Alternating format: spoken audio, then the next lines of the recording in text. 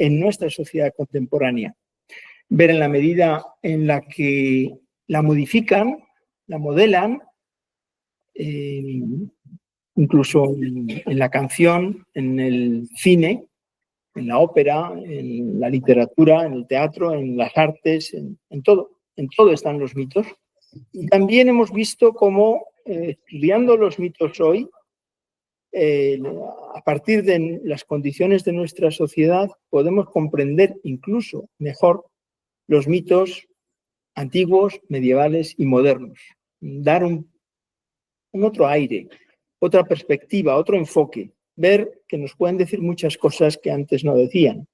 Eso es lo que hacemos aquí desde hace ya 3 años. En realidad, desde hace 20, que se fundó la asociación, casi, la Asociación Asteria Internacional de Mitocrítica, seguida por la revista Amaltea, que escribe y publica en inglés y en español, después de haber hecho esos escarceos por el portugués, el alemán, el francés y el italiano, pero desde que se impuso el sistema OJS y los revisores pares ciegos, no es posible encontrar 30 o 40 revisores más de cada lengua, con lo cual nos hemos conformado con estas dos por ahora, pero sí que aceptamos artículos en otras lenguas de modo selectivo, es decir, pedimos que nos den un listado largo de revisores, por ejemplo.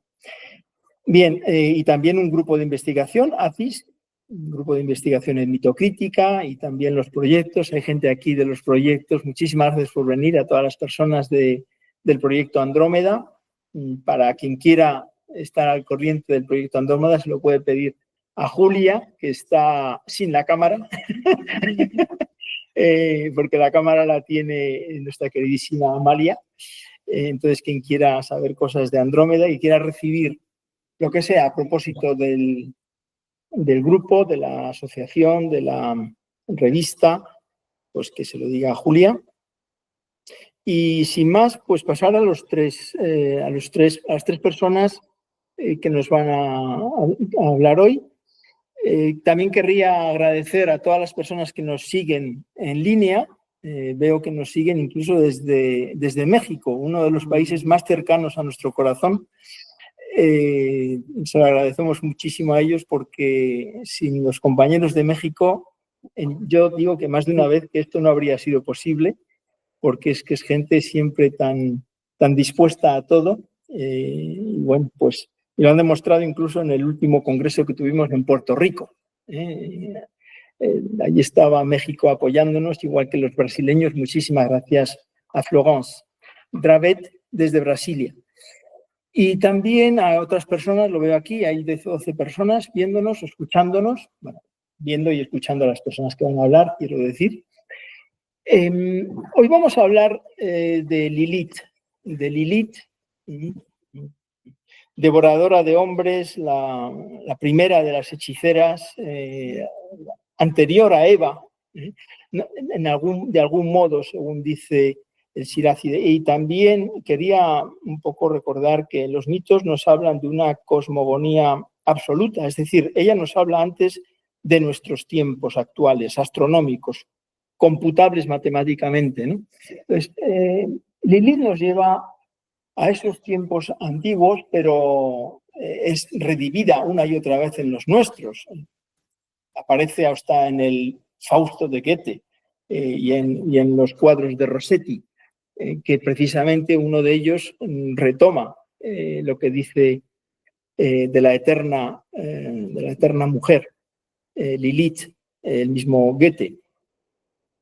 También vamos a hablar de Don Quijote. De Don Quijote, puesto que vamos a hablar de los locos. Don Quijote, uno de los más sensatos caballeros andantes. Don Quijote nos va a decir mucho. Vamos a ver, es el loco de la analogía, ¿no? Si Platón quería expulsar de la República a los poetas porque eran imitadores de una imitación, copistas de una copia, Foucault quiere sacar de su república no solamente a los poetas, sino también a los locos, en el sentido de que bien lo ha entendido bien, son quizá los que más confunden la relación de correspondencia entre los signos y las cosas.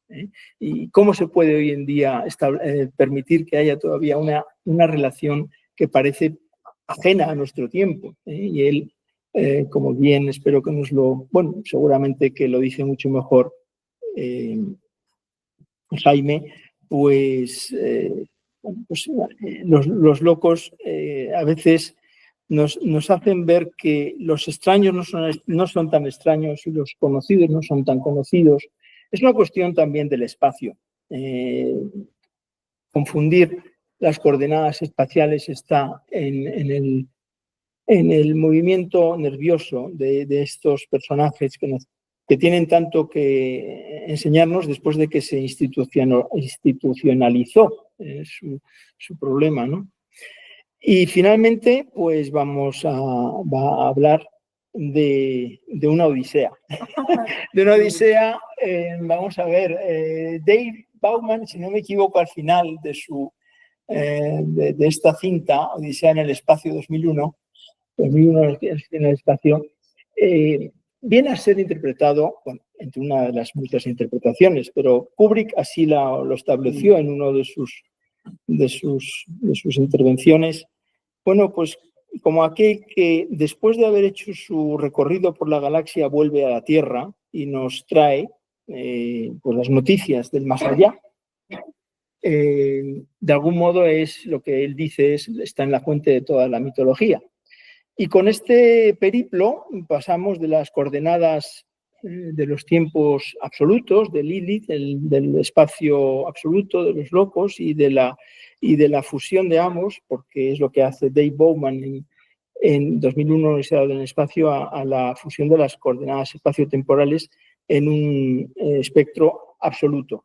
Con lo cual recordamos que los mitos no se dedican solamente a explicarnos el día a día, sino nos ayudan a ir un poco a la esencia de todo, ir a la profundidad de todas las cosas. Para eso están los mitos. No son verdaderos, pero dicen verdades. Dicen auténticas verdades. Y yo creo que para eso es para lo que estamos hoy aquí, para escuchar a Mario, a Jaime y a Encarna. Muchísimas gracias por venir y sobre todo muchísimas gracias a Mercedes. Sin ella hubiera sido imposible preparar nada de esto. Nos vemos dentro de 15 días también y dentro de 30 días también. Pueden entrar a quienes quieran. Seguiremos informando a través de los medios. Muchísimas gracias, Mercedes. Muchísimas gracias a todos. Muchas gracias.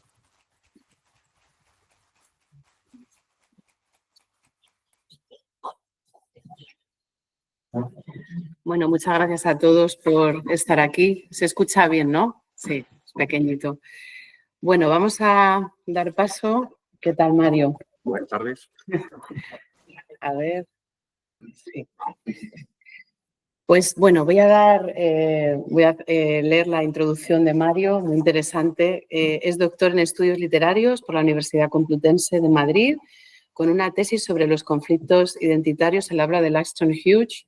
La literatura afroamericana, desde sus orígenes hasta el momento actual, es el centro de sus intereses de investigación. Ha participado en congresos nacionales e internacionales y publicado algunos artículos, destacando, entre otros, los siguientes: En un lugar de Harlem, Cervantes a través de Langston Hughes, La huella de Cervantes y del Quijote en la cultura anglosajona, Barrio Marco, José Manuel y María José Crespo, y Brigadistas afroamericanos en la Guerra Civil Española. Bueno, pues no, cuando quieras. Muchísimas gracias por estar aquí. Muchísimas gracias a ti. Bueno, voy a hacer esta costumbre de ponerme el tiempo. Sí. ¿Estás cómodo? Sí, perfecto. Bueno, en primer lugar quiero expresar mi agradecimiento a los organizadores de este tercer seminario de mitocrítica cultural por la amable invitación que me hicieron hace unos meses. Se lo agradezco especialmente a José Manuel Losada, a Mercedes Pérez Agustín y a Julia Úbeda. También extiendo mis agradecimientos a los asistentes presentes en esta sala de juntas de la Facultad de Filología y a quienes nos siguen en línea. el pequeño índice que voy a seguir, una pequeña introducción, hablamos de Lilith en el arte, luego nos centraremos en la trilogía y llegamos a las conclusiones. Mi comunicación se inicia con la mirada de Octavia Butler, autora afroamericana y afrofuturista de la trilogía que hoy nos ocupa, quien ha sido denominada como la madre del afrofuturismo. Marbury acuñó el término futurismo en 1992. He puesto 30 autores, hombres, que son los precursores del afrofuturismo. En música podríamos hablar también de Sun Ra o Janelle Monáe, y en pintura Basquiat. Serían unos muy buenos ejemplos. Mi intervención va a tener muy en cuenta lo visual. Voy a contextualizar. Para ello les presento algunos ejemplos de las contribuciones del mundo del arte a lo largo de la historia, en orden cronológico hasta nuestros días. El famoso relieve de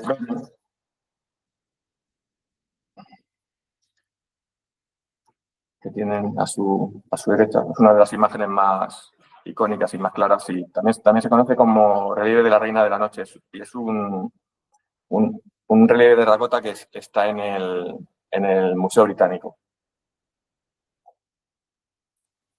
Este es un detalle de las muy ricas horas del duque de Berry, un manuscrito iluminado que se llama El Jardín del Edén.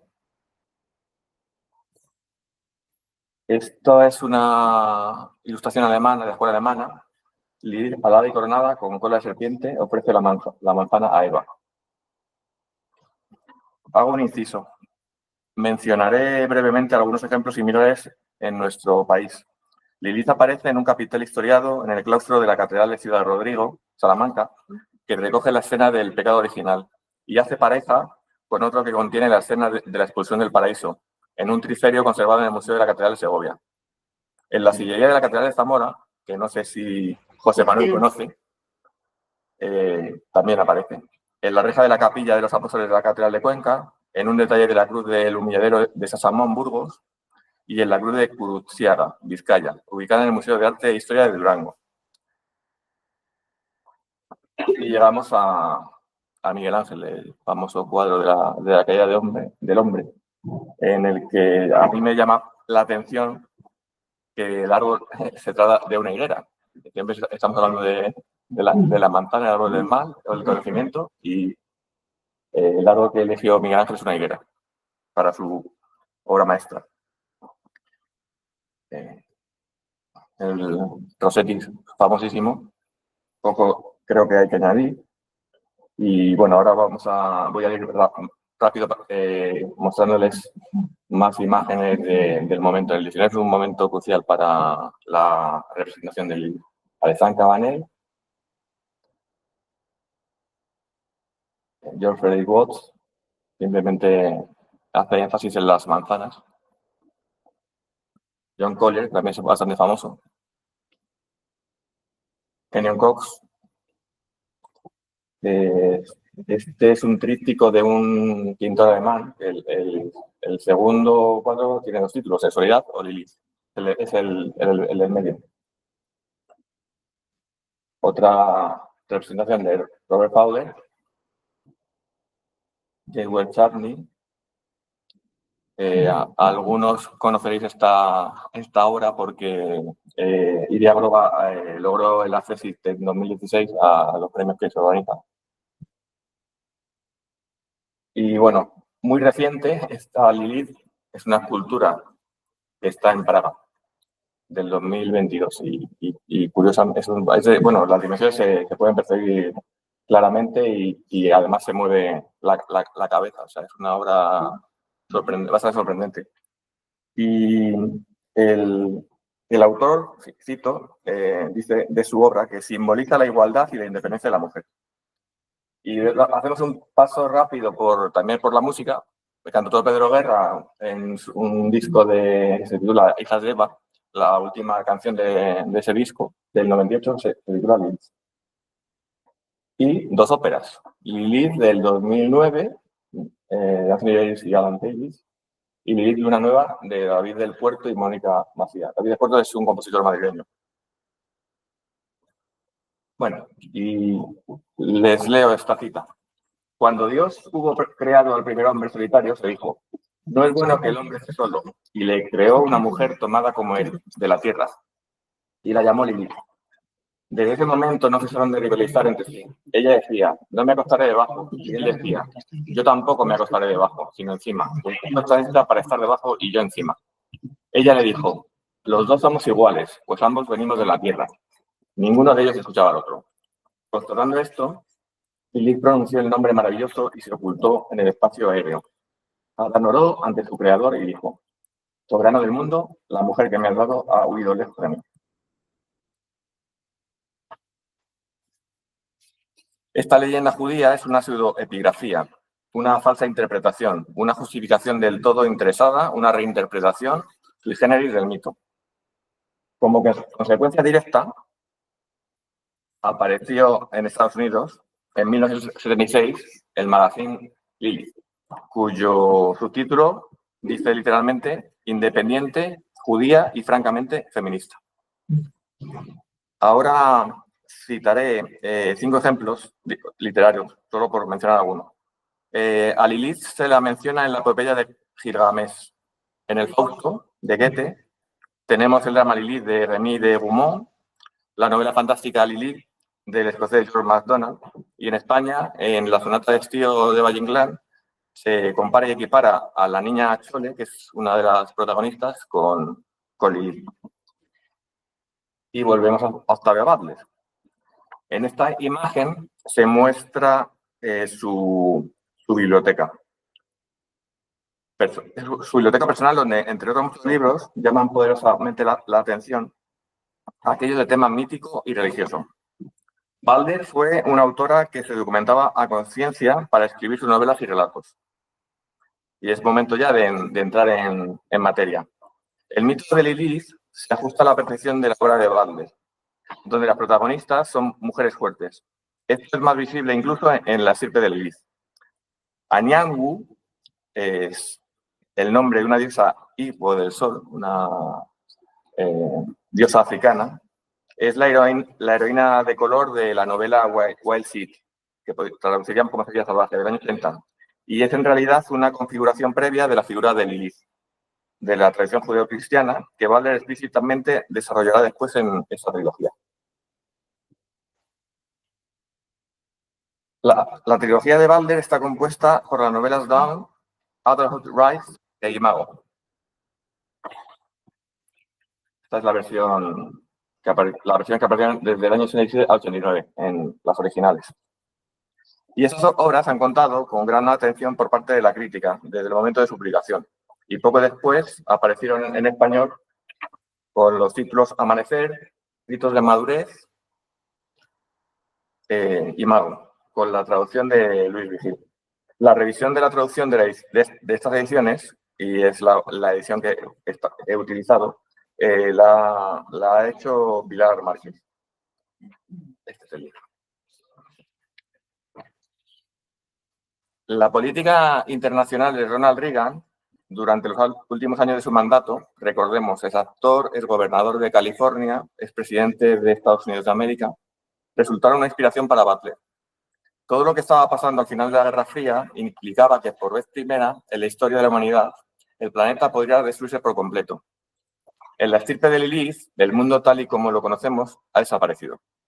La mayor parte de la humanidad ha fallecido tras un enfrentamiento este-oeste. Estados Unidos frente a la URSS. Solo unos pocos seres humanos han podido sobrevivir.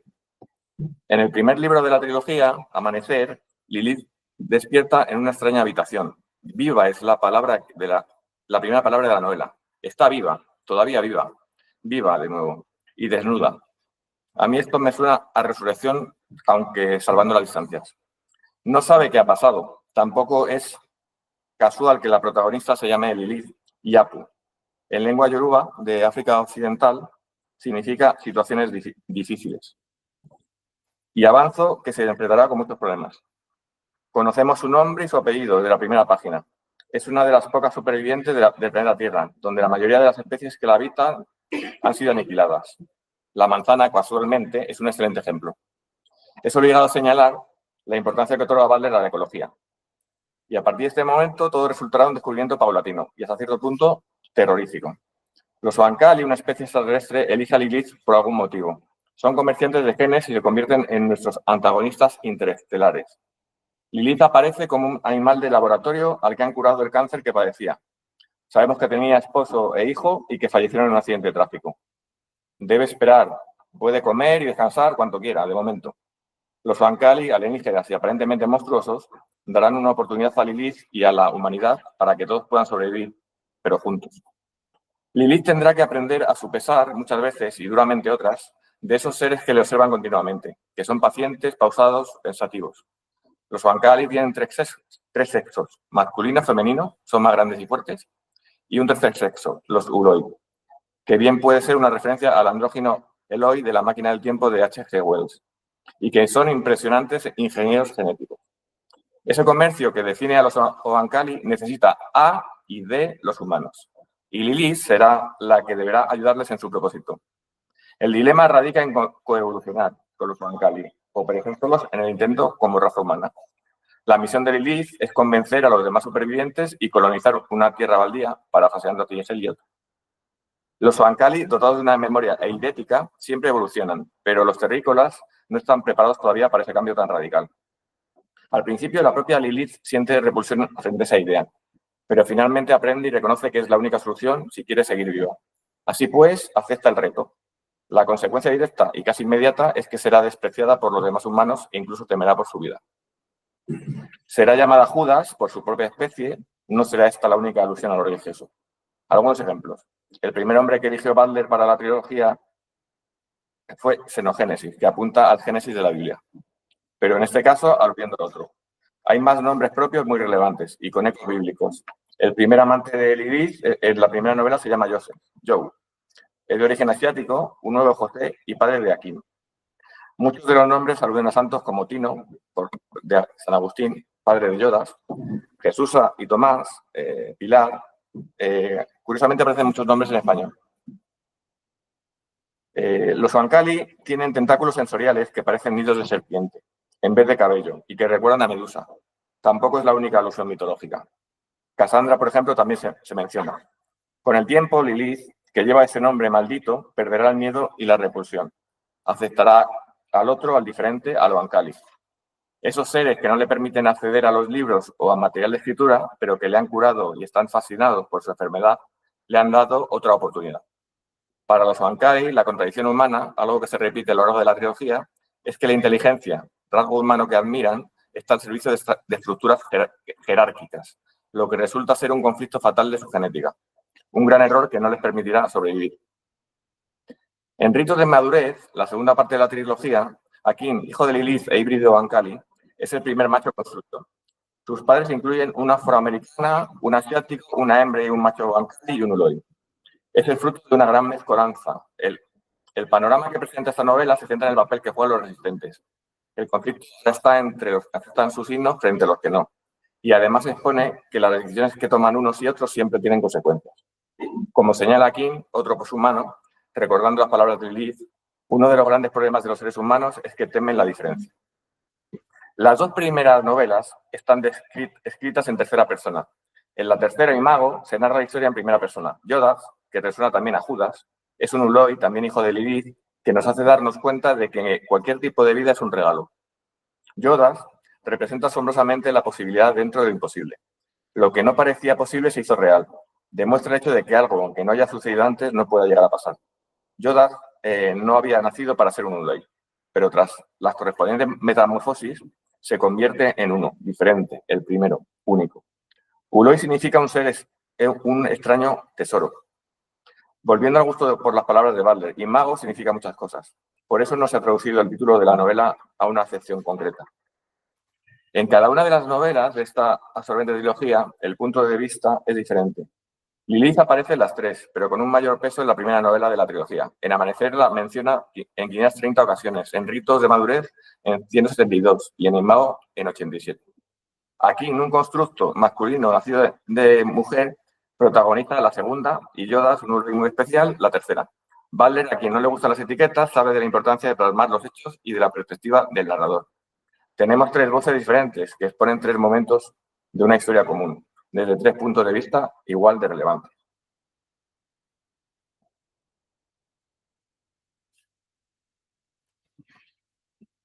Voy a ir terminando. What's the name? El bardo inglés, el gran William Shakespeare, en Romeo y Julieta pone estas palabras en boca de Julieta para referirse a su amado. Y quería llegar a este punto. Hablábamos antes de las rosas.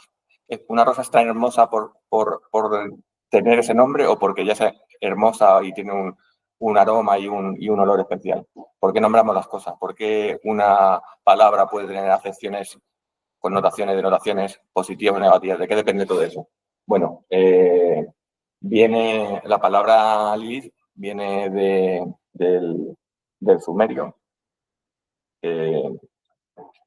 La segunda está escrito en hebreo.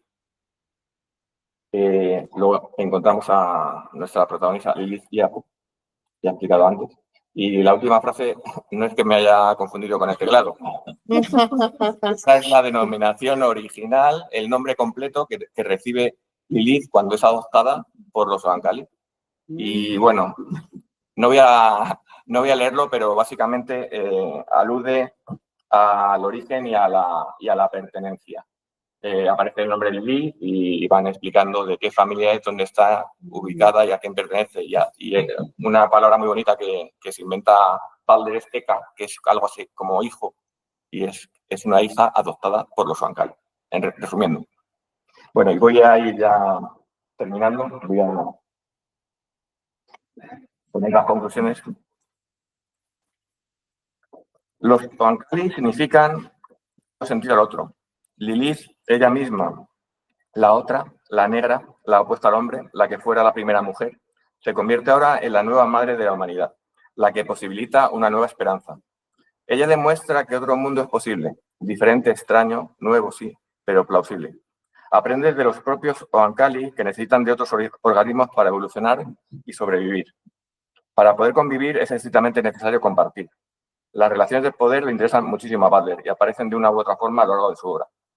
Las connotaciones negativas de Lilith deben desaparecer.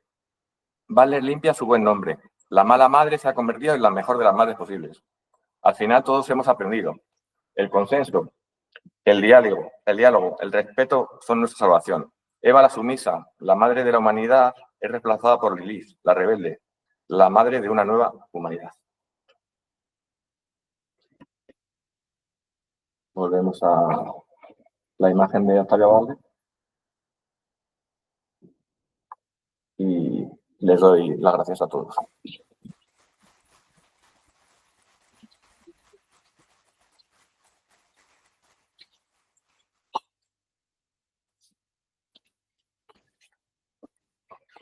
Muchas gracias, Mario. Muy interesante, ¿eh? La verdad. Bueno, ¿queréis hacer alguna pregunta, algún comentario? ¿Nadie? Sí. Mejor, ¿no? Sí, lo hacemos. De acuerdo. Pensaba. De acuerdo. Vale, pues dejamos en todos los comentarios. Muchas gracias, Mario. Y ahora damos paso a Jaime.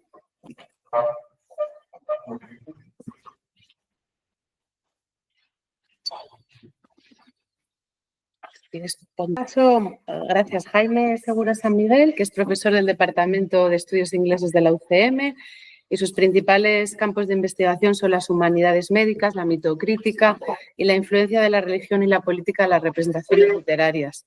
Así que cuando quieras, todo tuyo. Muchas gracias. Muchas gracias, Mercedes. Muchas gracias a todos los aquí presentes por estar aquí. Por encontrar este momento para compartir. No soy normalmente muy dado a simplemente leer guiones, procuro evitarlo, pero bueno, a mí no me acompaña toda la presencia de ánimo que me gustaría, así que para poder cubrir todo bien y asegurarnos de que cubrimos los puntos, voy a leer bastante. Como digo, muchas gracias a todos. Antes de comenzar, quería dar las gracias específicamente a José Manuel Losada, a Mercedes Pérez y a Julia, sin las cuales pues, no tendríamos ni todo este proyecto ni toda la estructura con la que conocemos y darnos a conocer todas estas ideas. el tema que nos ocupa hoy, como se puede ver en la presentación, es la desmitologización de la locura y la mitificación del logos psiquiátrico. ¿Y qué es este proceso de desmitologización? ¿Qué es lo que implica? ¿Qué es lo que vamos a cubrir? Que tanto suena a palabra grandilocuente sin peso real detrás. Esta desmitologización, que es al final a donde quiero llegar, implica ni más ni menos y principalmente la alterización y deshumanización del sujeto psiquiátrico, tanto entre la relación con la psiquiatría y la literatura a lo largo de la historia, como con la psiquiatría y los aparatajes legales, sociales, culturales y morales en cada historia. Vale, perfecto. Me espera, a ver. Quería comenzar, bueno, tengo aquí los contenidos, no es nada demasiado importante. Vale, de acuerdo. Quería comenzar para introducir el tema o introducir la discusión con una cita de Louis Dutch en su libro de Mito, Interpretación y Cultura, absolutamente brillante y muy recomendado. Admitir que el mito, como el mismo logos, pertenece intrínsecamente a la expresión correcta de la humanidad del hombre, no significa que no se reconozca la radical ambigüedad e incluso la peligrosidad del uno sin el otro, sino todo lo contrario, sobre todo cuando se les abandona críticamente, sin criterio, a sus respectivas dinámicas totalizadoras. Lo que se expresa mediante el mitos permanece en el mutismo, en la existencia, cuando nos proponemos otorgarle un lenguaje lógico, es decir, cuando intentamos logificar el mitos o mitificar el logos también. De una forma exactamente equivalente, la propensión a la mitificación del logos, dice Louis Dutch, conduce a toda clase de aberraciones y de pseudo-deificaciones. Como veremos, para Louis Dutch, tanto el logos como el mito son dicciones complementarias de la naturaleza humana y el abandono acrítico a ninguna de estas conduce a una dinámica totalizadora y a la aparición de discursos totalizadores que suelen llevar a la exclusión social. Bueno, como el tiempo apremia, quiero simplemente entrar en materia para definir qué es la locura de la que estamos hablando, dado que es un término de increíble carga polisémica, y aclararé que me refiero con locura, con minúscula, como aclaro aquí, locura con minúscula, que se refiere a un concepto generalmente definido y delimitado por los ámbitos clericales y médicos, principalmente hasta la Edad Media, y después en la Edad Moderna por el campo psiquiátrico, con el auge de los alienistas y los psiquiatras, y es un concepto que se refiere generalmente a la enfermedad mental, el trastorno y otras alteraciones psicológicas. Por el otro lado, voy a estar hablando, como digo antes, especialmente a partir de la Edad Moderna, de la locura con mayúscula. En este caso, la locura, a partir de la Edad Contemporánea especialmente, empieza a cobrar más sentido cuando el discurso psiquiátrico y los medios de comunicación comienzan a moldear de manera más profunda la opinión pública. Esta locura, con mayúscula, que es un término que abarca la mayoría de las enfermedades clasificadas en las nosologías psiquiátricas, hace referencia también a un concepto multifacético, evolutivo y proteico. La locura, con mayúscula, está, por supuesto, influenciada y definida por la práctica médica, pero se refiere principalmente a una definición históricamente contingente, increíblemente compleja, que se define y delimita por aspectos antropológicos, médicos, legales, sociales, religiosos y filosóficos, y que es mediada a través de las nosologías psiquiátricas, las representaciones artísticas, las estrategias discursivas y la consolidación de formas de pensamiento maniqueas y reduccionistas tan características de las que surgen a partir de la Ilustración y que suelen definir la locura simplemente como la antítesis de la razón. En este sentido, empleo el término locura con mayúscula cuando hablo de la evolución de la concepción social de la enfermedad mental, especialmente en relación con su uso consciente como sinónimo de transgresión social, desadaptación o pensamiento mitológico o religioso. Este concepto de locura se configuró en gran medida ex negativo tras el auge del empirismo británico y del positivismo lógico y representa muchas de las ideas y comportamientos rechazados que fueron utilizados como chivo expiatorio social a lo largo de toda la larga Edad Moderna. Esto se debe en parte, y sin por desgracia poder entrar todo lo que me gustaría en este tema, a todo el proceso de reescritura revisionista histórica del patrimonio cultural y religioso inglés, donde se inician casi todos estos movimientos, al ascenso de la psiquiatría, la necesidad de estandarización social en el marco de sociedades capitalistas en expansión en las nuevas naciones-estado y a los mecanismos de control inherentes y necesarios para estas. Empezando con la locura en la Edad Antigua, dado que quiero hacer una ligera trayectoria diacrónica antes de entrar en las conclusiones a las que podemos llegar, diré que la locura, desde el inicio, para empezar, ya es un concepto controvertido. En la Edad Antigua, debido a su naturaleza, mucho más difícil de diagnosticar, definir y tratar que otras afecciones cuyos síntomas somatológicos son mucho más fáciles de ver a simple vista, como pueda ser el pus o que alguien tenga fiebre, a menudo han ocupado un lugar especial en el imaginario. Una herida en batalla, un envenenamiento, un hueso roto, etc., son más fácilmente identificables y tienen un tratamiento definible. En cambio, las psicopatologías, ya desde la antigüedad, cuya etiología era de manera mucho más difícilmente accesible, e incluso hoy en día, como inciso, el manual de psicopatología descriptiva de Cambridge sigue denunciando la excesiva confianza depositada en las nosologías como DSM y ICD por su invalidez epistemológica, pronto fueron revestidas de una aura sobrenatural que a menudo eran explicadas a través de historias que incluían castigos divinos, posesiones demoníacas, etcétera, etcétera, etcétera. En este caso, añadido, no sé si se puede quizá hacer un poco más grande para que lo vean mejor la gente. Vamos aquí, bueno, más o menos. Añadido dos citas del Antiguo Testamento, de Samuel, libro de Reyes, el primer libro de Samuel, libro de Reyes, que dirá capítulo 16, versos 14 y 15. El espíritu de Jehová, dice, se apartó de Saúl y lo atormentaba un espíritu malo de parte de Jehová. Y los criados de Saúl le dijeron, he aquí ahora un espíritu malo de parte de Dios que te atormenta. Y cuando el espíritu malo de parte de Dios venía sobre Saúl, David tomaba el arpa y tocaba con su mano, y Saúl tenía alivio y estaba mejor. El espíritu malo se apartaba de él. Asimismo, a lo largo de toda la Edad Antigua encontramos descripciones sobre cómo nuestro segundo pierde el juicio en el libro de Daniel 4, versículos 4 a 14, durante 7 años, las historias de Herodoto, como el rey Cambises gana locura tras el sacrilegio de matar al toro sagrado Apis o destruir los santuarios egipcios, por ejemplo. Por otro lado, este modelo de locura, ya no centrándonos en las tradiciones literarias, sino en su tratamiento, se asociaba con lo sobrenatural. Los médicos griegos, como Hipócrates y Alcmeón, ya lo situaban en partes específicas del cuerpo, con la teoría de humores, que podían tratarse y curarse mediante la manipulación del balance humoral. Es notable que en esta época ya empieza a haber una cierta asociación de locura a transgresión y a sin razón en humanidad. Por tanto, al ser el modelo del alma para muchos de los griegos, aquello que dotaba al humano de razón. Por tanto, sin esa razón no se tenía alma ni se tenía esa condición humana irrenunciable. Algo que adelanta el dogma filosófico de la Ilustración. Bueno, aquí he metido una ilustración que representa la teoría humoral, pero como tampoco vamos sobrados de tiempo, quiero que continuemos. En la Edad Media,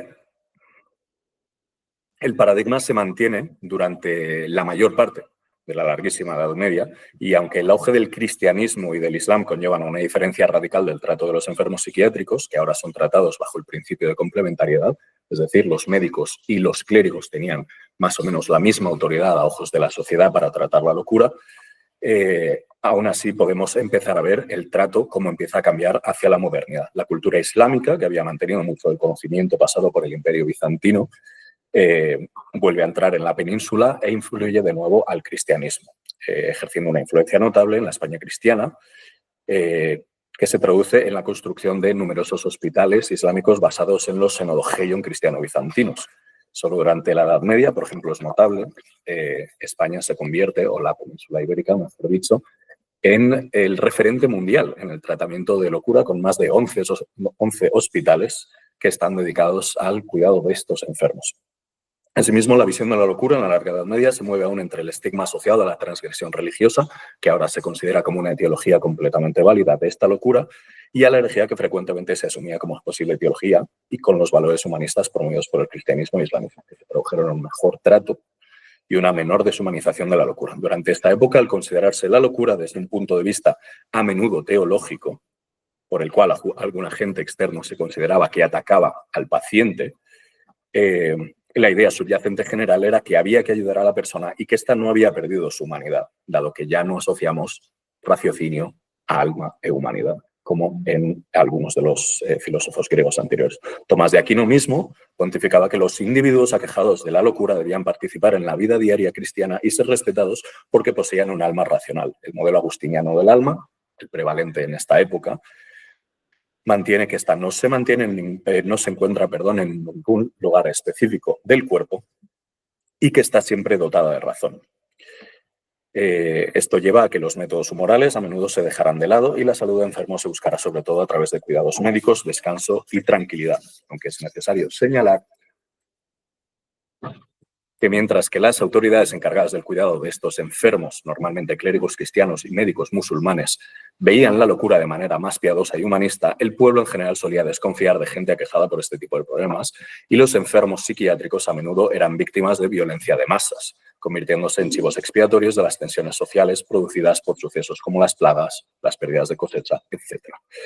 De esta época, por entrar un poco también en la parte literaria, es famosa, por ejemplo, la narración autobiográfica de Margery Kempe, que además es la primera narración autobiográfica de lengua inglesa, en la que Kempe describe un episodio de locura provocado por demonios durante el cual tiene una renuncia primaria de su fe y luego recibe visiones de Jesucristo y la Virgen que le llevan a dedicar el resto de su vida a la predicación de la fe cristiana.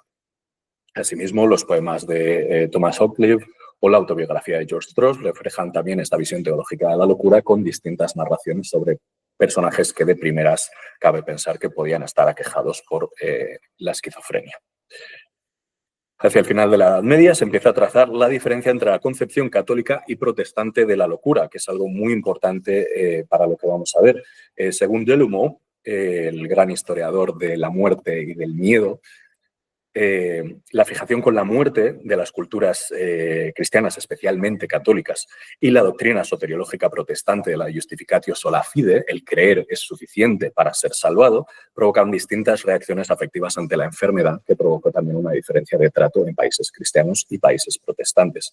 Asimismo, como idea para discutir más tarde, sin meterme tampoco en ello, se piensa, o yo he llegado bastante a la conclusión, de que las doctrinas de la predestinación calvinistas que empiezan a aparecer también, especialmente por la parte más norte del Reino Unido, en Escocia, en toda esta época, afectarían también al tratamiento y a la eventual idea de que muchos de los enfermos estaban más allá de cualquier salvación posible, debido a la doctrina de la predestinación.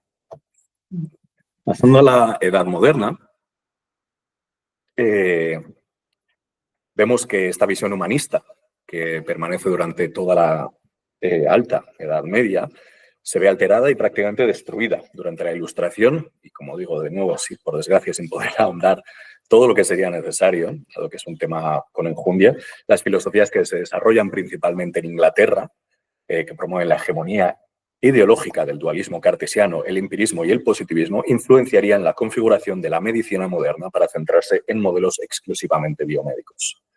Esto, junto con el ambiente en Inglaterra tras 2 siglos de guerra civil religiosa, los debates públicos en torno a la Revolución Francesa, el surgimiento del gótico y la asociación filosófica que promueven sus personajes con la barbarie, la sinrazón, la violencia y el catolicismo, empiezan a configurar un nuevo modelo de locura, ahora alejado de factores exclusivamente médicos y que pasarían a estar enmarcados en las contingencias históricas determinadas por los discursos no solo médicos, sino también filosóficos, morales y legales.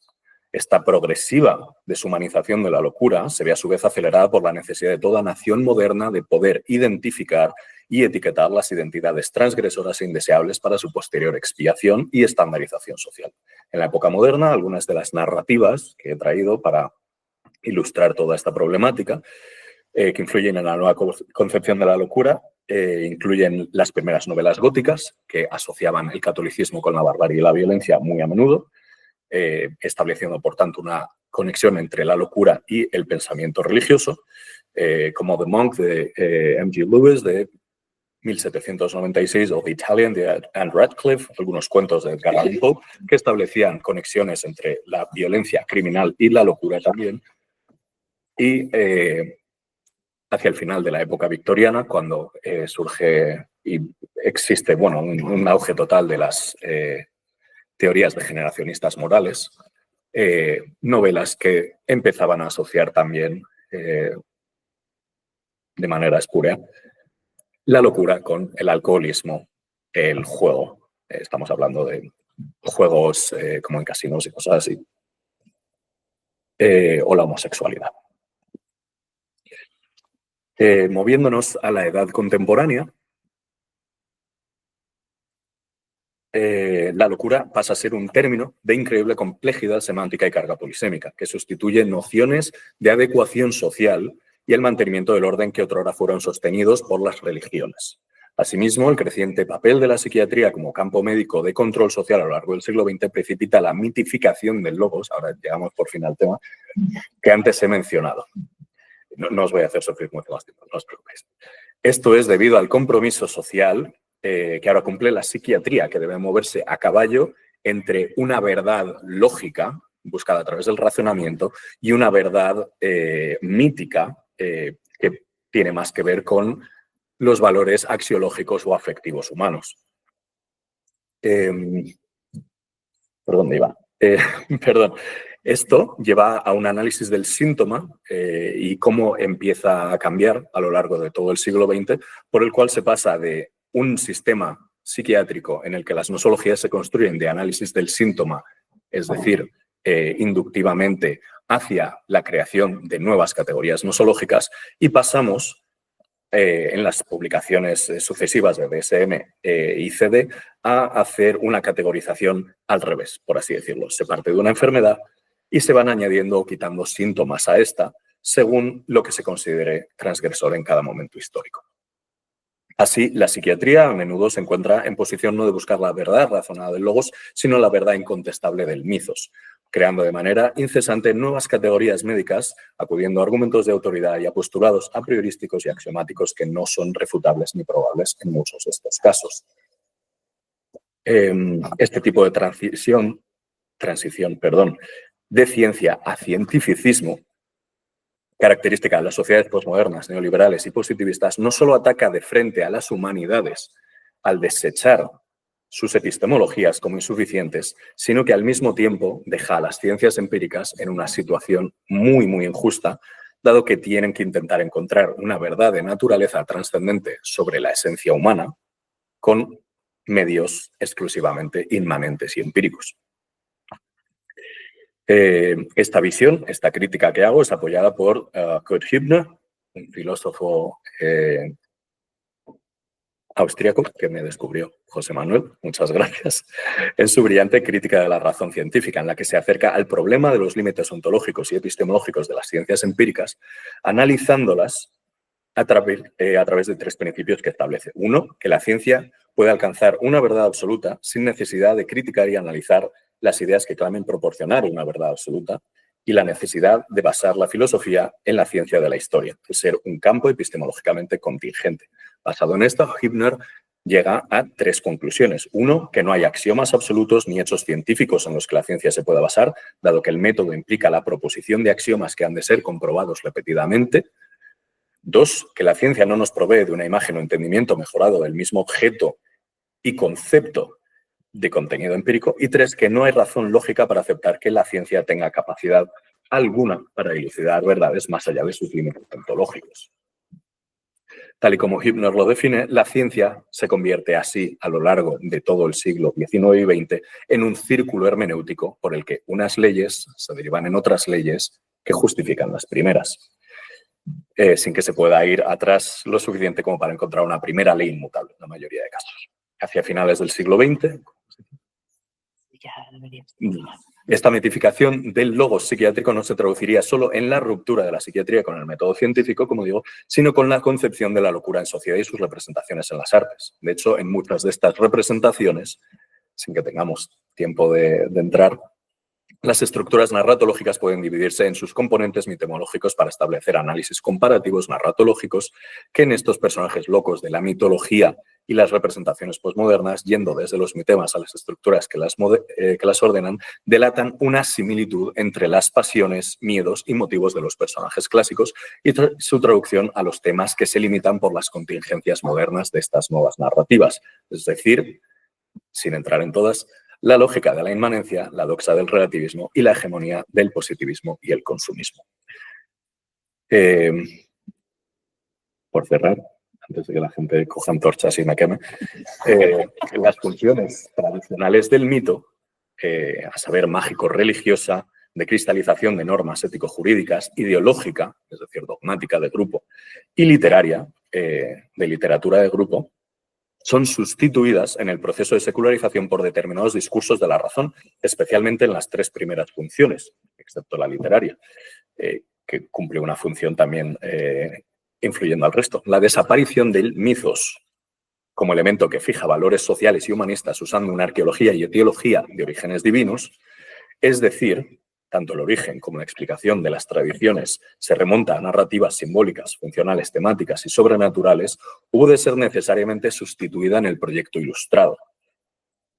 Cuando Nietzsche llega a la conclusión de que Dios ha muerto, no estamos hablando de la desaparición del pensamiento mitológico, sino de los valores absolutos previamente fijados en este, lo cual nos deja en una situación en la que los valores morales, axiológicos, ahora deben ser establecidos por las ciencias.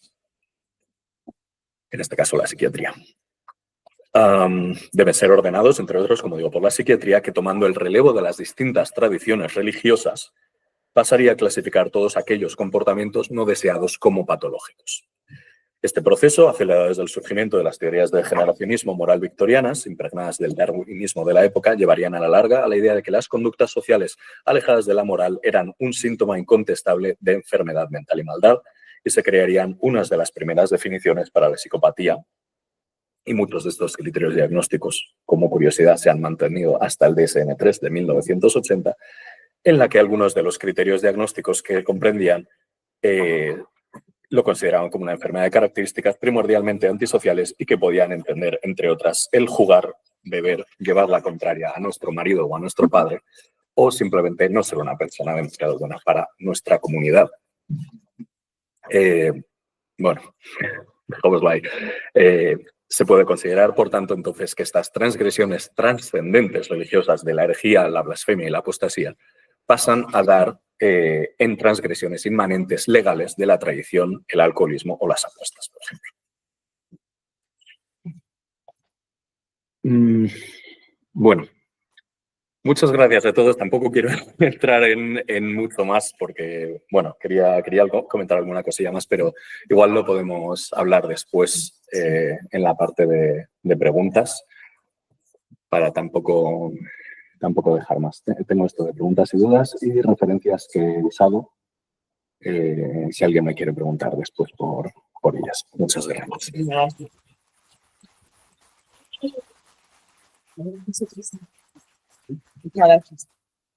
Gracias por este recorrido, ¿no? De la lectura de la historia, tan resumido, tan difícil, ¿no? Hacer este recorrido.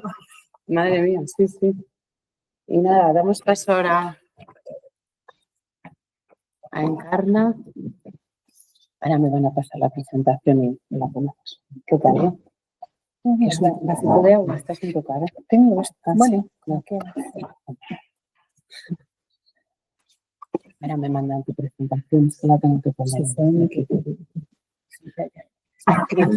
Sí. Ah, gracias.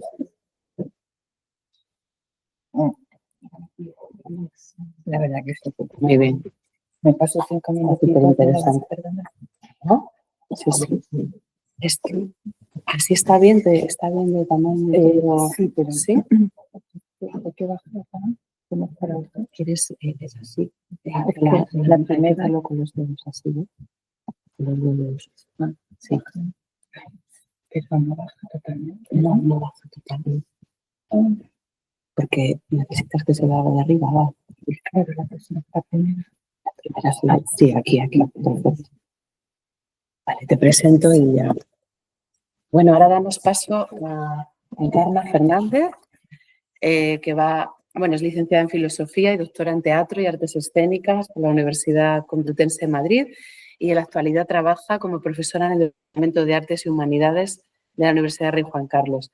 En el ámbito privado ha desarrollado su carrera profesional en el sector cultural como gestora cultural y adaptadora teatral en el campo de artes escénicas.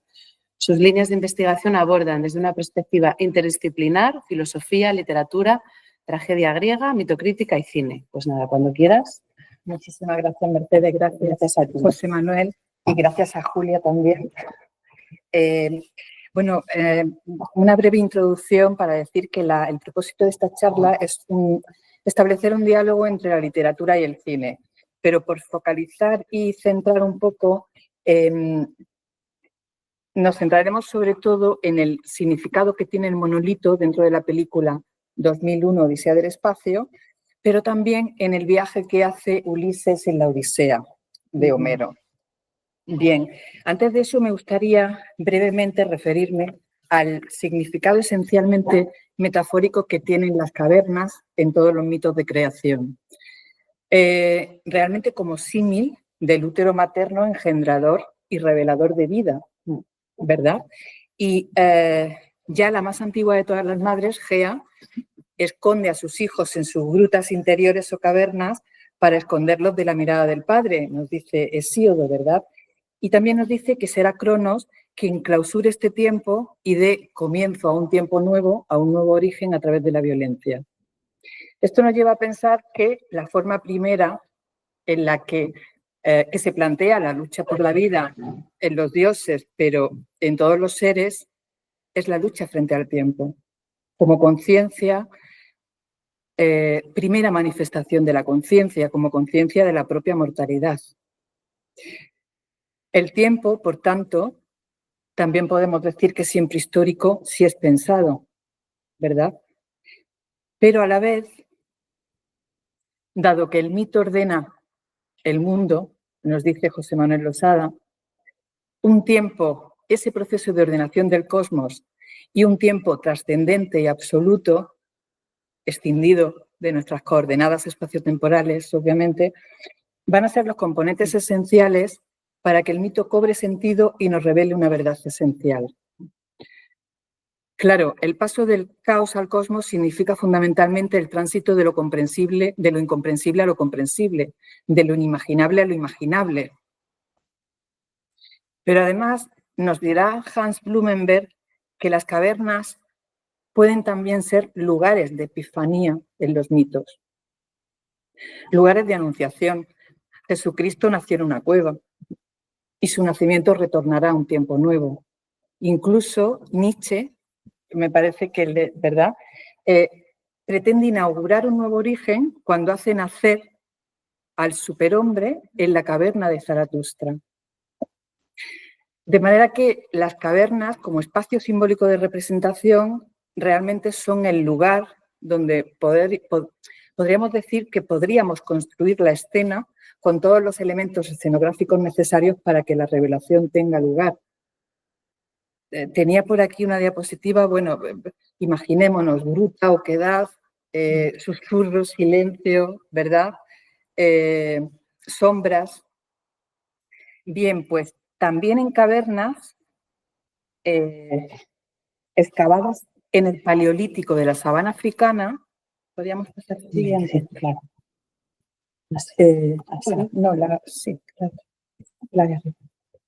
Viven el grupo de primates de la película Odisea en el espacio. Una película en la que Stanley Kubrick aborda precisamente el mito de la creación y el tiempo del origen. Este tiempo original es muy interesante cómo este director lo resuelve con una primera introducción de pantalla en negro, de 2 minutos y 57 segundos. Durante esta introducción escuchamos la obertura Atmósferas de György Ligeti, una polifonía misteriosa que parece expandirse para luego desaparecer y con la que el compositor húngaro realmente evoca la nada misma. Es un contexto de música estático, sin intervalos, que uno como espectador tiene la sensación realmente de estar atrapado en el vacío. Lo interesante de cómo este director resuelve cinematográficamente el mito de la creación es que después de esta pantalla, como digo, en negro, la imagen que nos ofrece inmediatamente después es esta. Es decir, la Tierra asciende sobre la Luna, el Sol a su vez asciende sobre la Tierra, de manera que los 3 astros quedan alineados y en ese preciso instante escuchamos amanecer. el fragmento de la composición musical Así habló Zaratustra, claro, donde hay un coro de espectrales coros de cuerda y percusión que cantan precisamente lo misterioso, lo insondable y lo infinito. Claro, esta coral nos recuerda, obviamente, las palabras que ya Nietzsche le hace decir a su protagonista en la obra homónima, pero también evoca el mito de la creación que encontramos en el Génesis y que dejo aquí simplemente, bueno, esto es lo que dice obviamente Zaratustra y este sería el mito de la creación del Génesis. Es exactamente la idea que recoge de una forma tan interesante este director. Bien, sí, seguimos. Sí. En la siguiente escena, el amanecer del hombre, Kubrick nos muestra a este grupo de primates viviendo en la sabana africana, pero les vemos viviendo con una angustia permanente, siempre en estado de alerta, de peligro, hasta que en un amanecer uno de ellos despierta por unas señales acústicas y descubre el monolito precisamente frente a la cueva. La confusión se apodera de todo el grupo hasta que poco a poco, con cautela, se acercan para tocarlo y reverenciarlo. Ese primer encuentro está acompañado por el Requiem, también de Giorgi Ligeti, y así, sin palabras, el director asistimos al mito de la creación, que además el director nos muestra a través de los rápidos movimientos de los simios, contorsiones rituales dianosiacas, que nos hablan precisamente del nacimiento de la humanidad, precisamente en el momento en el que tienen conocimiento de que existe este monolito. A continuación, uno de estos simios escala de un nivel de instinto a un nivel como de inteligencia y se da cuenta que puede utilizar una herramienta como herramienta y como arma a la vez. Esto es muy interesante porque Gustavo Bueno, en El animal divino, ensayo de una filosofía materialista de la religión, divide las religiones en primarias, secundarias y terciarias. Nos dice Gustavo Bueno que el núcleo, ¿verdad?, de las religiones primarias habría que establecerlo con relación a los dioses animales. En las religiones secundarias, digamos que se caracterizan por el nacimiento de los dioses antropomorfos. Y en las religiones terciarias es muy curioso porque, impulsadas por este espíritu de claridad y de verdad racional, lo que ocurre es que los animales pierden su carácter luminoso en favor del Dios único y metafísico.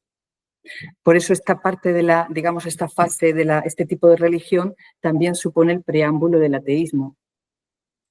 Pues bien, si seguimos la clasificación de Gustavo Bueno, la Odisea de Homero tendríamos que situarla en el tránsito, bueno, él da un cómputo de años, ¿no? Que sería no podríamos extendernos con esto, pero tendríamos que situarla en el tránsito entre la religión secundaria y la religión terciaria.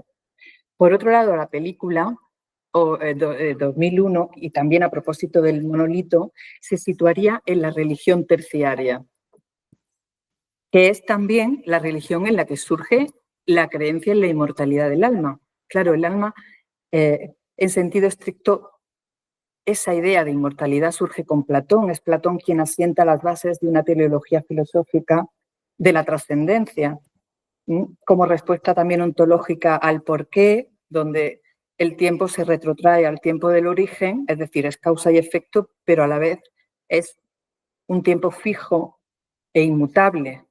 Bueno, pues este numen es el que viene representado dentro de la película en el monolito, que o bien lo encontramos en la superficie de la Tierra, como es la escena esta de primera que nos plantea Kubrick, o bien flota en los cielos, o bien directamente está como excavado en la superficie lunar.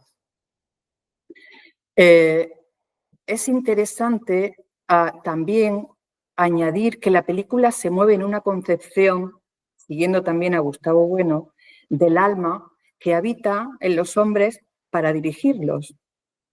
O sea, según la cual el hombre es un animal, eso sí, dotado de una razón superior que le permite adquirir hábitos, le permite adquirir comportamientos que le sitúan por encima del resto de animales. De aquí que el homínido en la escena golpee repetidamente el montón de huesos hasta llegar al conocimiento de que este hueso puede servirle para atacar a su contrincante, es decir, puede servirle como arma mortal.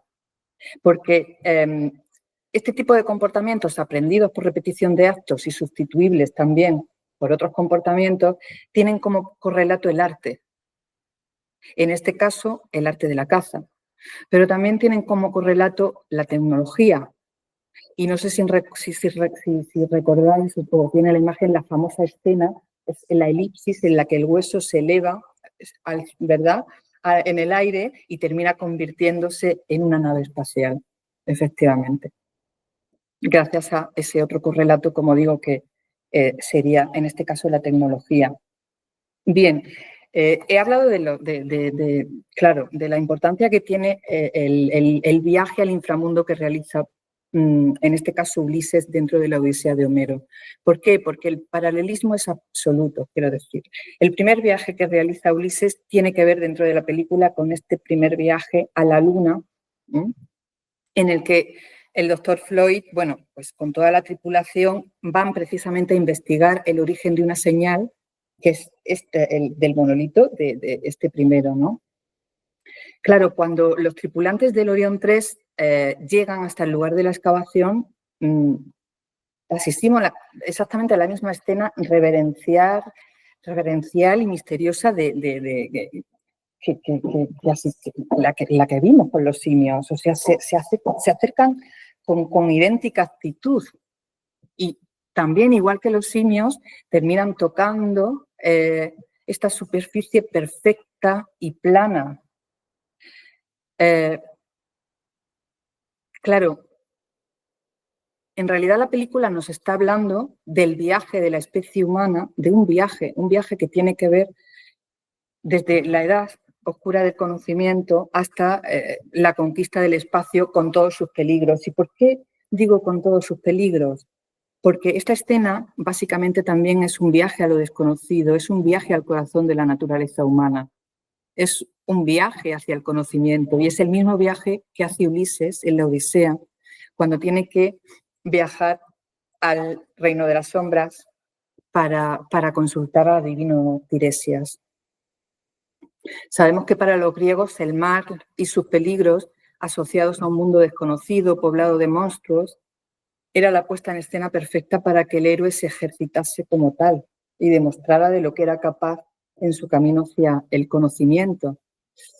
De aquí que Ulises, digamos que obligado por Calipso a salir de la cueva y arrojado al mar, tenga que vérselas en su travesía precisamente con Circe, la temible hechicera que es la que le dice que tiene que ir al inframundo. También sabemos que la soberbia es castigada terriblemente con un sufrimiento atroz como condición sine qua non para acceder a la sabiduría. De aquí que precisamente sea Tiresias quien aconseje a Ulises que contenga los impulsos de su corazón, es decir, mesura. Si quiere calmar a Poseidón, si quiere salir indemne de su empresa. Esto es también lo que nos ofrece la película. Esta sensación de reto que tiene que ver con el progreso y con el conocimiento humano. Y de peligro, por supuesto.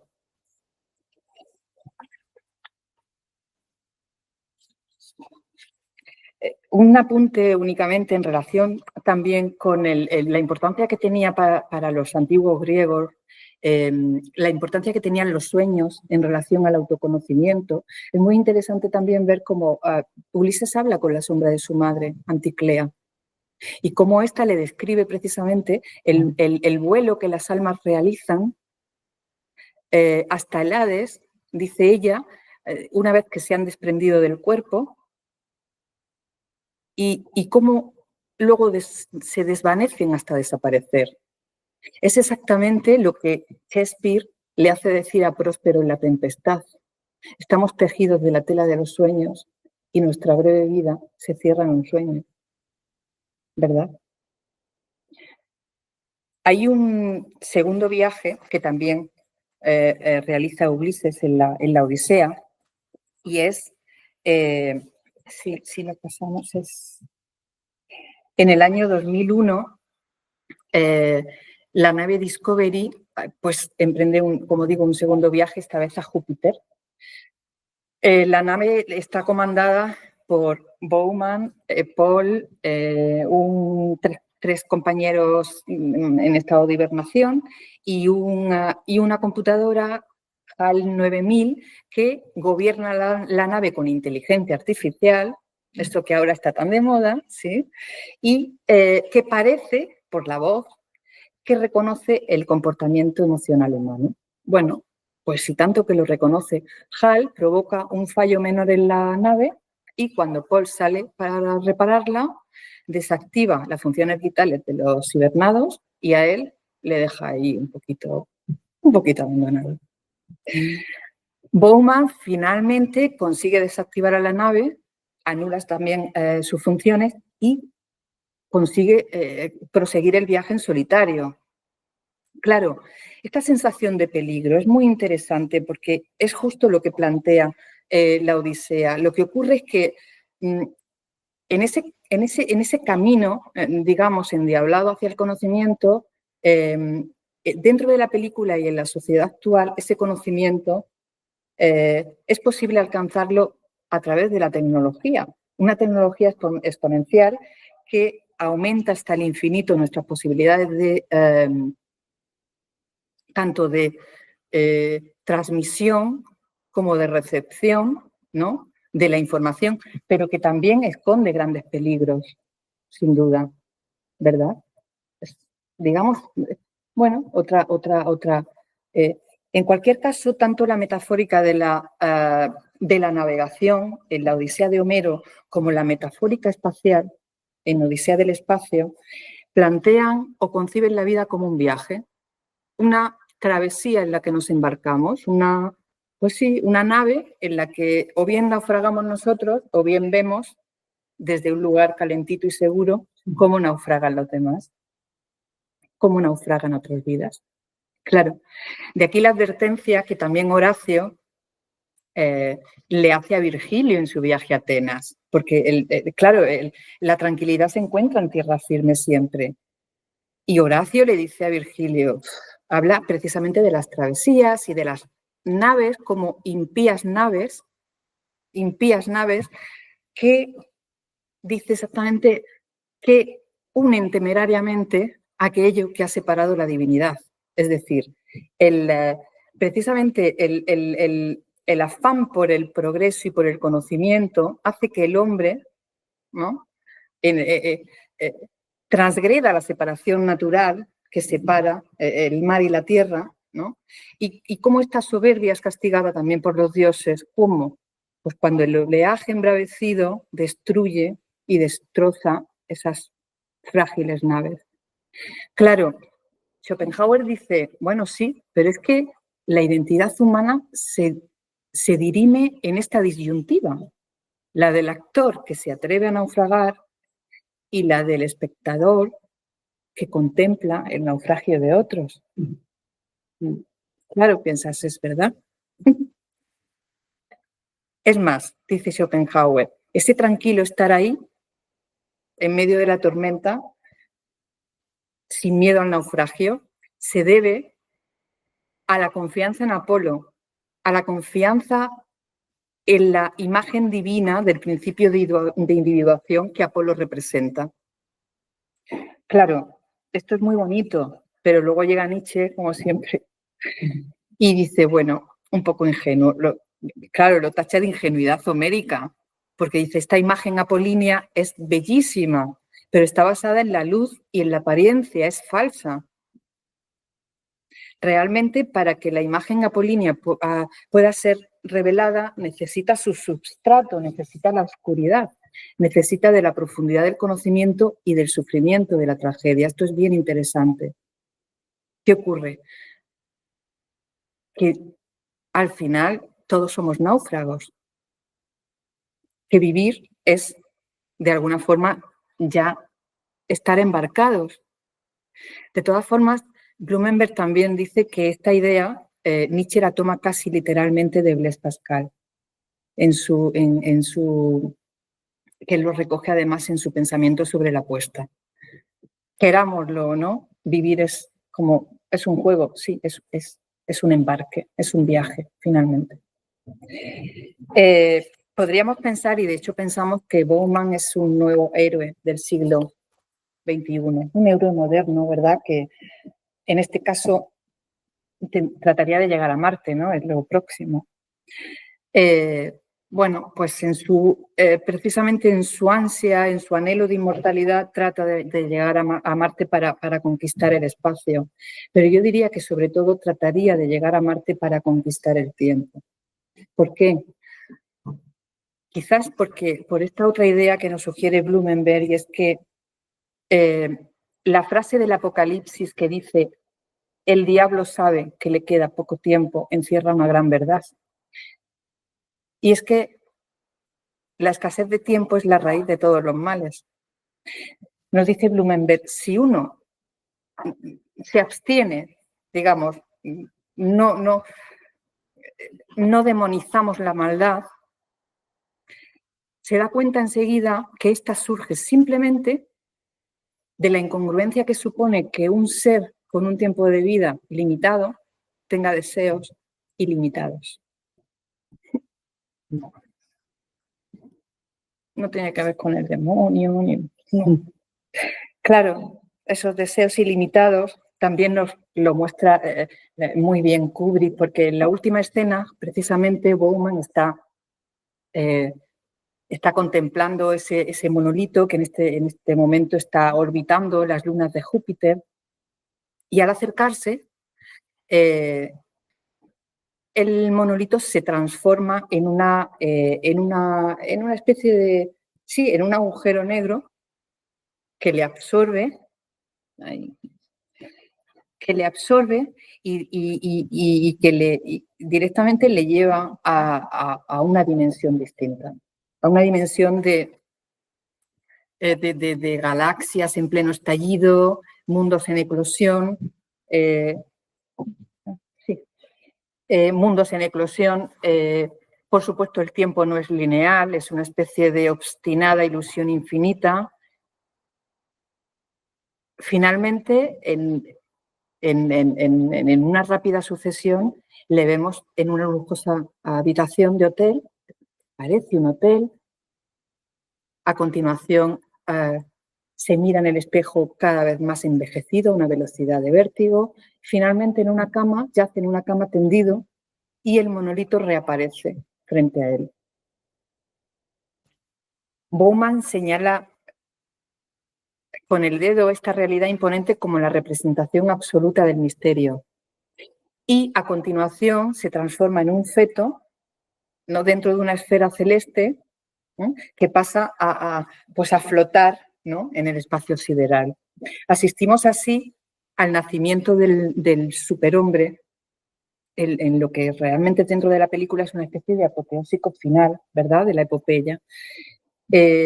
Y nuevamente, esto es muy interesante, volvemos a oír el fragmento Amanecer de Richard Strauss.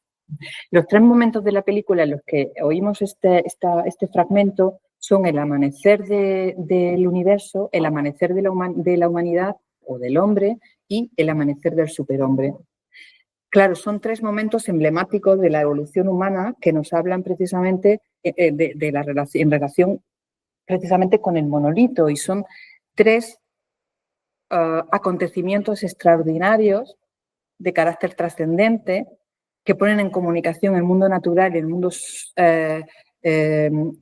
sobrenatural, y que, como también nos dice José Manuel Losada, realmente son esenciales para que el relato mítico, ¿verdad?, revele esa verdad originaria.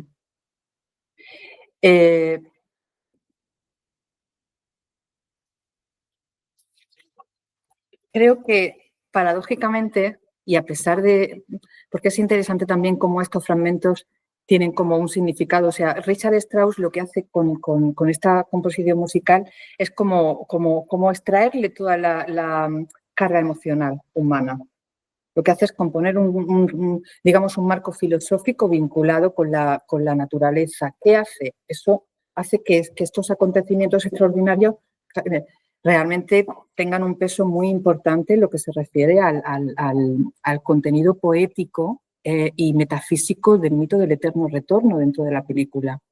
Claro, paradójicamente, el conocimiento que hoy la tecnología nos ofrece sobre lo que es la entropía y el acontecer, el desorden brutal a nivel cósmico, lo que hacen es precisamente sugerir o persuadirnos acerca de, sin embargo, de la imposibilidad de retornar al origen, ¿no? Aunque obviamente nos gustaría y es lo que la película plantea. Y me he pasado.